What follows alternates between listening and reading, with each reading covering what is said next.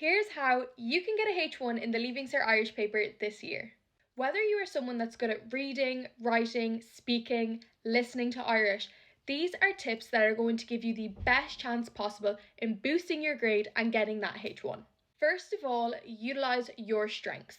I utilise my strength of speaking in both my oral, my oral, and my written paper. Whatever I was good at speaking about is what I wrote about. When you utilise your strengths in every section of the paper, you're going to guarantee yourself the best chance possible at getting the H1.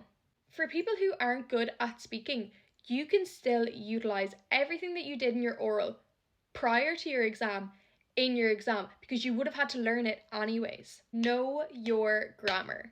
While you're sitting there doing your past papers, which you should be, by the way, make sure that if you don't know a certain word or you don't understand what it means grammatically, make sure to highlight that word, write it down and learn it. I kept a little notebook and I learned every single word that I didn't know coming up to my exams. And if a certain word keeps coming up and repeating itself and you still don't know that word, make sure you're repeatedly writing it down, and that's going to make sure that you really learn those words so that when they come up in your exam, you're going to know exactly what they mean and know when the grammatically correct way to put it in is. Remember, with these words, not only do you have to understand them, but you need to know how to read them, how to write them, how to say them, and what they sound like, in case they come up on your paper, your oral, or your oral. And yes, this is a cliche, but practice, practice, practice.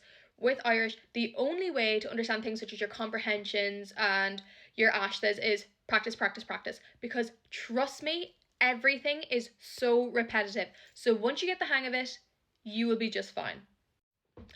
As well as that, make sure to practice your oral because dialects are difficult. You want to get to know each and every dialect and how they differ because you don't want to be knocked with a surprise on the day of a dialect that you didn't study.